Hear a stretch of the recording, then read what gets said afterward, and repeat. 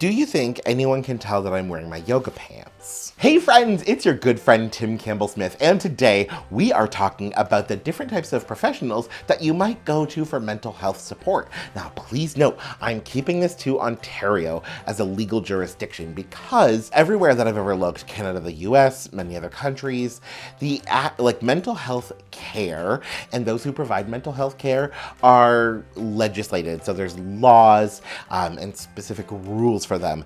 And I can only speak for the rules in Ontario because those are the ones I know. So please note this is for Ontario.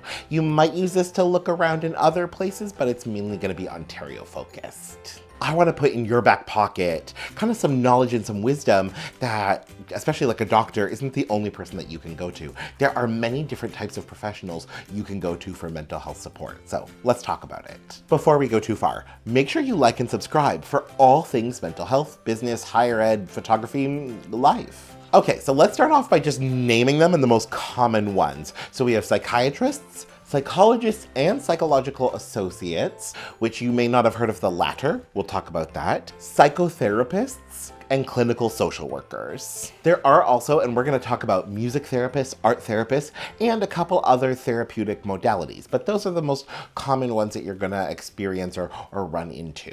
So let's start with psychiatrists. A psychiatrist is a medical doctor. They are trained as a doctor, 4 years undergrad, 4-year medical training, and then psychiatry residency, which I think is something like 4 or 5 years. They are trained in the biomedical model of medicine. So they're looking at, disease, cause, symptom, cure. Often just focusing on okay, what's going on in your brain? What are the medications? They are trained, every single psychiatry program I've looked into, they do train their psychiatrists in therapeutic modalities, but not as deeply as, well, frankly, any of the other helping professions like psychologists, psychotherapists, or social workers. Psychiatrists are covered by the province of Ontario. They are covered under OHIP, the Ontario Health Insurance Plan.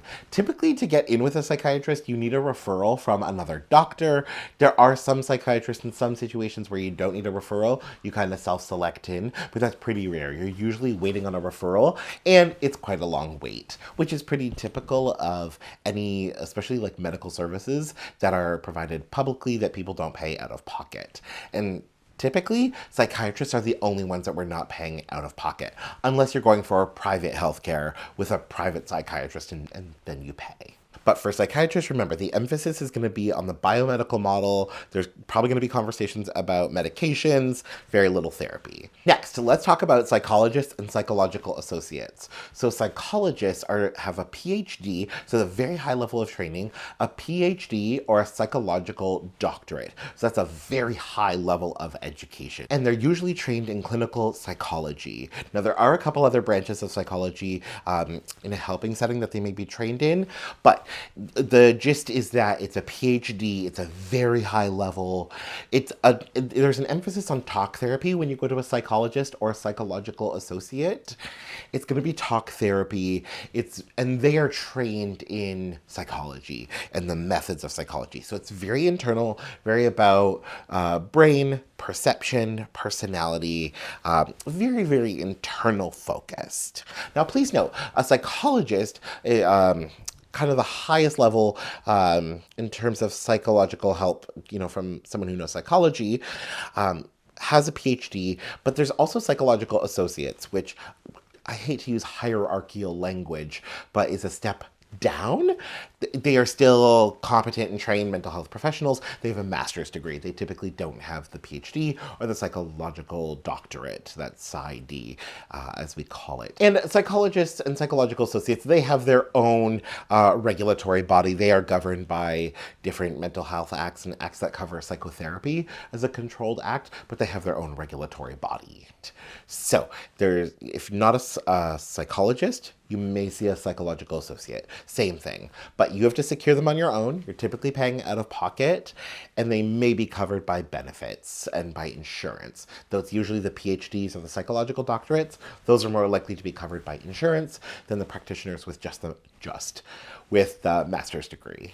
Next, you may see a clinical social worker. So a social worker generally, but most social workers I know in private practice or who offer therapy or therapeutic services call themselves clinical social workers. Social workers are trained with an emphasis on this framework called person in environment. So it's based on the idea where the person cannot be separated from their environment. Person impacts environment, environment impacts person. And social workers tend to have a justice and equity lens. So when you're going to or experiencing mental health care or therapeutic services from a social worker, they're not just going to look internally. They're going to look at your whole world. And they're always going to consider what are all the different influences in your world. So I'm going to make an example, and please note this is a broad generalization, just to illustrate a kind of a difference. But a psychologist, if you go to a psychologist because you're struggling with stress in school, the psychologist is going to work with you on stress reduction strategies, because that's very internal. What can you do in your own control to manage your stress? So they might encourage you to do more deep breathing, to get more sleep. They might teach you different study habits, or they might teach you about learning. Whereas a social worker might try to take a step back and look at bigger influences and go, okay, is it, if you're struggling with school, do you need accommodations? Do we need to go talk to folks for accommodations? Do you need to drop a class? Is the degree even right for you? So they're going to start a little bit bigger and maybe work in or depending on their modality, because they're looking at person and environment. Social workers are regulated by their provincial body and by their federal body. So in Ontario, it's the Ontario College of Social Workers, but we also have the Canadian Association of Social Workers, who gives us our values and ethics and guiding principles. But our regulatory body, who sets our rules and licensing requirements, that's the Ontario College of Social Workers. Typically, for mental health and for therapeutic services, you have to secure them privately. You have to pay them. Again, sometimes, actually more and more, they're covered by benefits. But something I've come to learn and I've seen, and I know personally from having benefits that helps pay for my therapist, who's a social worker, sometimes the benefits actually require that the social worker have an MSW, a Master's of Social Work. So just look out for that level of training. Many benefit providers are looking for the master's degree. And again, like the other mental health professionals, it's mainly talk therapy. So you're mainly doing talk, usually as an individual, sometimes like couples or families. Next, so this is a whole profession on its own, but it's a gateway to others. Let's talk about psychotherapists.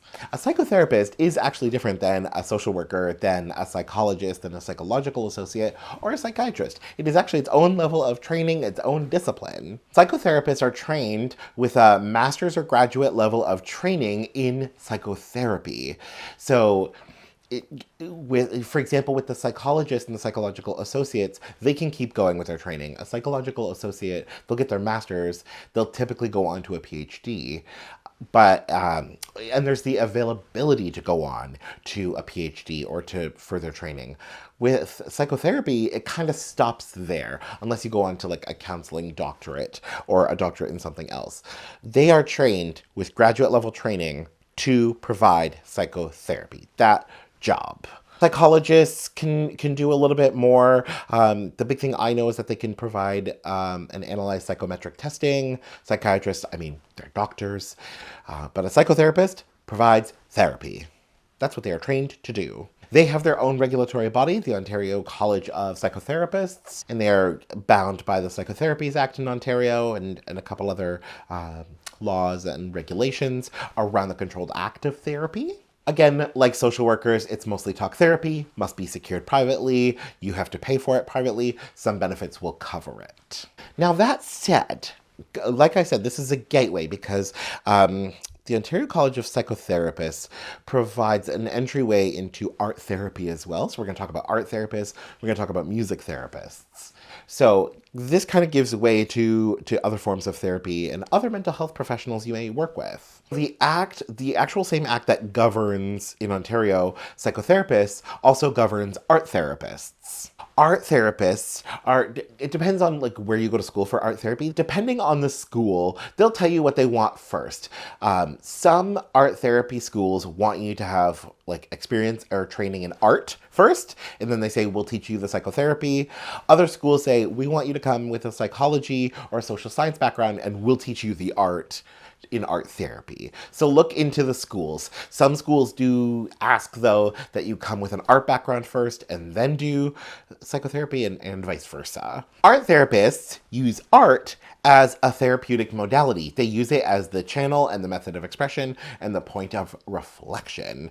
So you may go to art therapy and, so here was my experience. I was like, I'm not sure really how this works. And the art therapist was like, where do you want to start? And in her room had like every kind of art supply imaginable. And I was just being kind of silly, and I was like, oh my God, you have crayons. Like, let's color with crayons.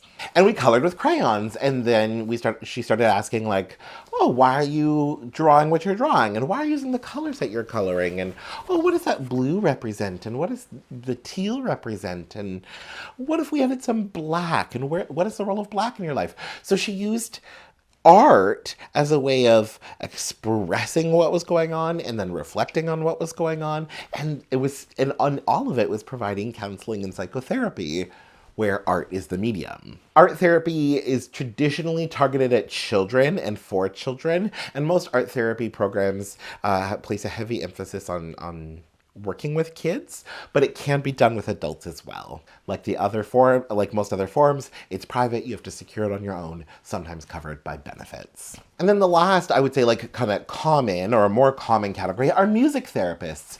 Fun fact, in Ontario, music therapists have their own regulatory body. So they're not governed like by the Ontario Colleges of Psychotherapists, for example, or the way that psychologists are. They have their own regulatory body. Music therapists have to train as musicians first. Almost every music therapy program, undergraduate and graduate, requires someone to study music first and then segue or then take additional training in music therapy. So they're trained as musicians first. And just like art therapy, where art and creative expression is the way to express what's going on, to reflect, to learn, and to use it as a vehicle for counseling, so the same principle applies to music.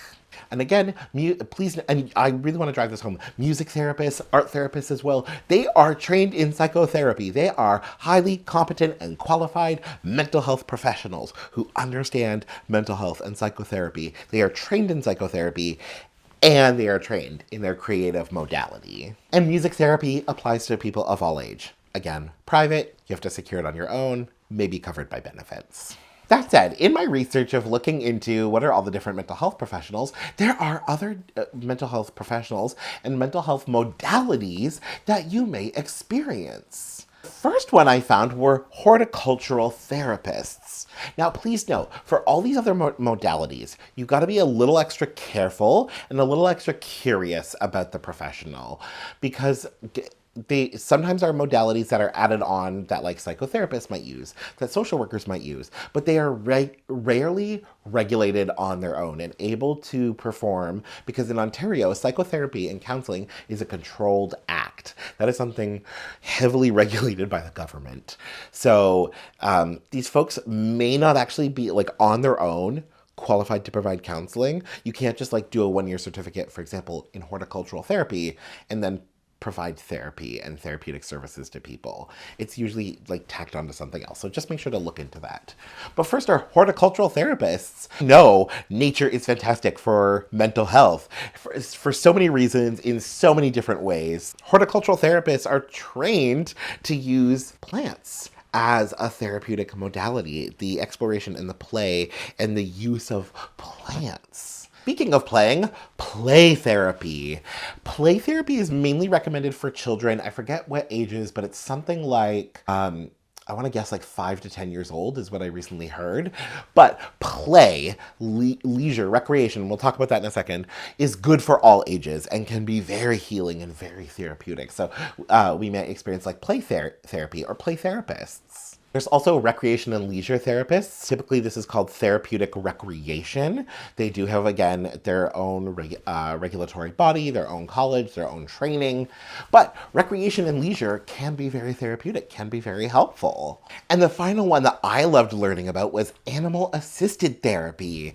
So the most two common ones I heard were equine-assisted therapy and dog-assisted therapy. So this is literally interacting with horses or dogs, puppies, as a part of the therapeutic process. So interacting with the animals, learning from the animals, talking about what you think you're seeing in the animals and how that reflects back to you. But again, with those other or mental health professionals, make sure you're checking their credentials, what they are and are not able to do. Some of them will say like, so here's one I've heard where folks say equine assisted therapy, but it's not actually therapy, it's more like coaching because they're not able to provide the controlled act of therapy. And those are your different mental health professionals. So it's not always doctors, it's not always psychiatrists. You may go to a psychologist, you may go to a psychological associate, you might go to a clinical social worker, you might go to a music therapist or an art therapist. Either way, I want you to know that there are lots of different professionals you can go to